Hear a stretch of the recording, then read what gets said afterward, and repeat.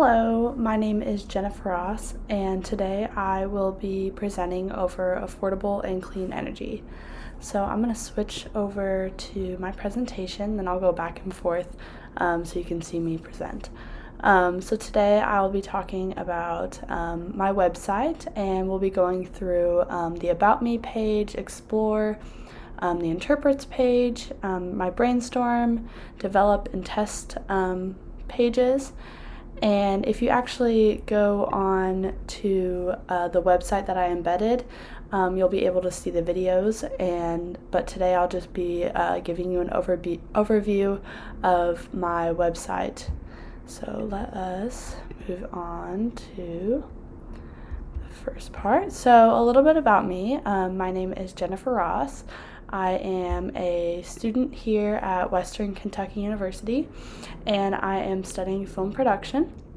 So I have always been encouraged to promote clean energy, and I love studying about protecting the environment. Here at Western, I have taken many courses such as Our Dangerous Planet and Environmental Sustainability, just to kind of get more information on what we are doing as students and how we are implementing clean energy into our campus here in Bowling Green, and how we as a nation or locally or globally we are implementing clean energy. So that is a little bit about me. Next we are going to move on to the Explore page. So when I was looking at the problem, so the Explore page on my website talked about how 11.2% of the world's energy uses heating, power, and transportation that comes from renewable resources. So that leaves about 89% that uses non-renewable resources. So the use of non-renewable resources are affecting our planet on a local, national, and global scale. This could include things such as air pollution, water pollution, and land degeneration. And as I talk about in my website, on a national level, solar energy and wind energy only account for about 4% of energy use. And in the United States, and then with fossil fuels dominating energy consumption, still 77% of Americans say that clean energy is important to them, but then we don't really see that being implemented into our daily lives. And then on a local level, I talked about ways that Kentucky is implementing power plants and pumping out fossil fuel emissions, and how even locally we are not promoting clean energy in ways that are looking towards that clean energy consumption that we hope to get. So that's a little bit about the Explore page. Now we are going to move on, and we will be discussing my Interpret page. So let me move over to that. I apologize. So here I have mapped out a video that you can look at in my embedded website on my website. And it is a new way to invest in clean innovations, and I thought this was a really good way to kind of present my topic. And also there is embedded in my website, you will find a podcast.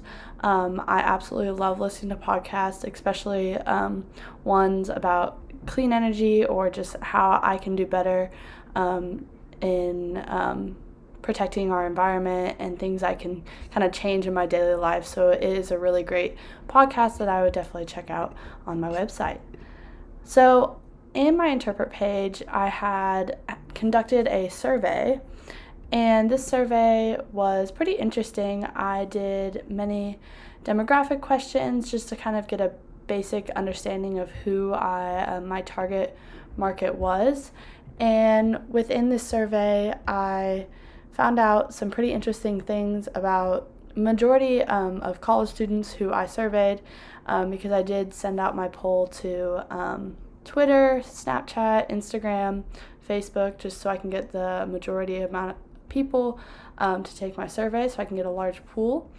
But within those social media accounts, it's majority of friends. So I found a lot of younger students answering these questions. So one of the questions I asked was, when is the projected year that the Earth will be have irreversible damage due to climate change?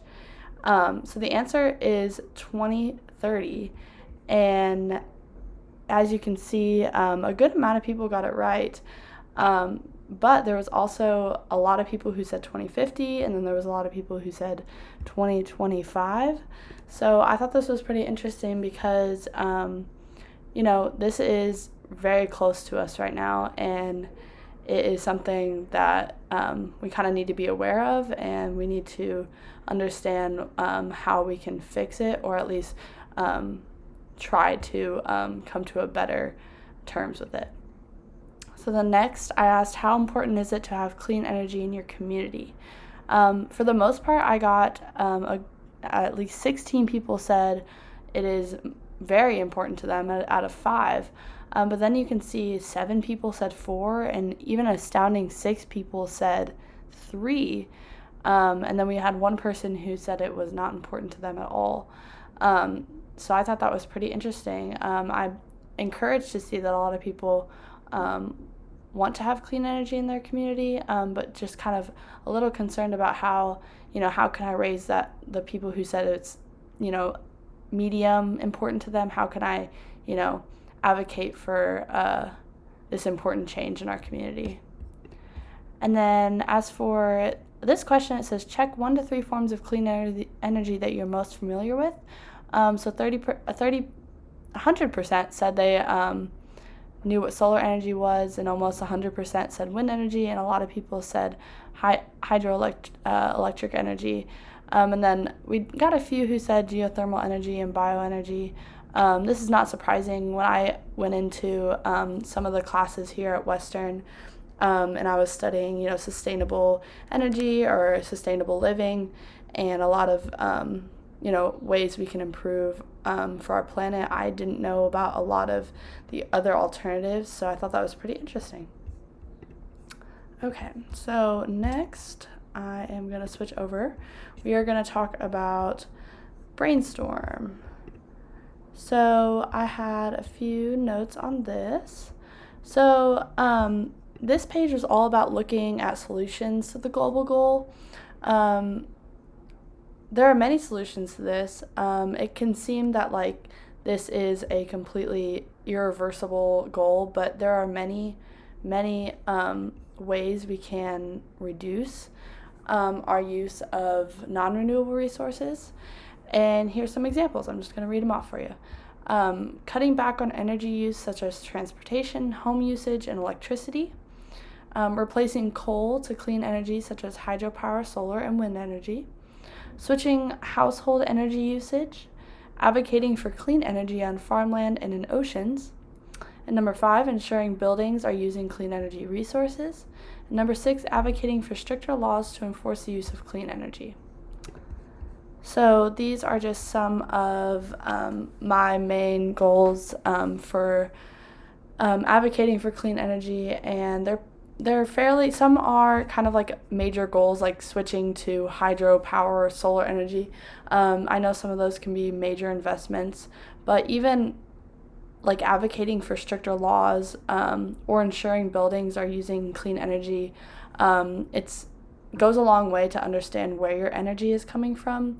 And one of the really interesting things I found out about Western is there is hundreds of ways that this campus is doing good for clean energy and for our environment, such as I believe it's called, we have white on top of some of the buildings to produce less heat, and that alone conserves energy. So it's really encouraging to kind of understand where our energy is going to. So even just advocating and understanding where our energy is coming from goes a long way to advocating for clean energy. All right. We are then going to move on to develop. So when you go on to my page and watch this presentation, you'll be able to click this video. And I didn't provide a lot of information because I was just going to talk about it here. And let me switch over there. So I created a survey, and it was off of my public service announcement, and it talked about what you can do to advocate for clean energy. And off of the initial reactions I got from my survey, some of the questions I asked were, of course, demographic again, but I asked, did you feel that after watching the PSA you had a better understanding of clean energy? And with some of the responses I got, here are some of my feedback. So we're going to move on to testing. Within my PSA, I got that within my survey, I got a greater understanding where clean energy comes from. And then as well as describing the initial reaction of my PSA, I had a lot of positive feedback when implementing my PSA into my website. But I think that some of the things that I got in my feedback would be to implement more resources that educate where different cities get energy and to inform my audience on clean energy consumption and how to advocate for it.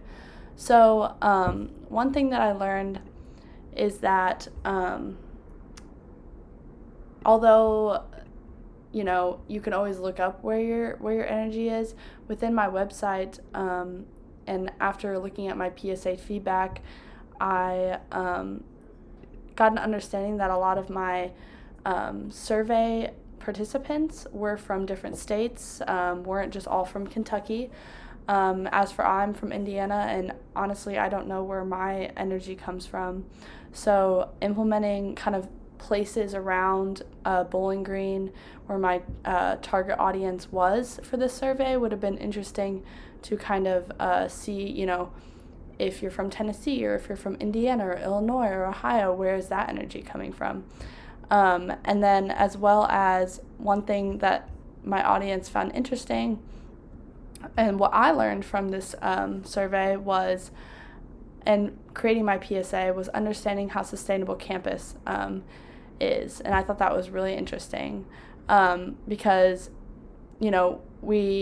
my target audience was college students, and I learned simple ways that clean energy is used on campus, and it's really encouraging to see. So that is affordable and clean energy. Again, you can go on my website, and there are tons of resources and tons of links you can look at, and lots of information and videos and podcasts, and it's a really interesting topic, and I hope that you learned something today in this presentation. So thank you.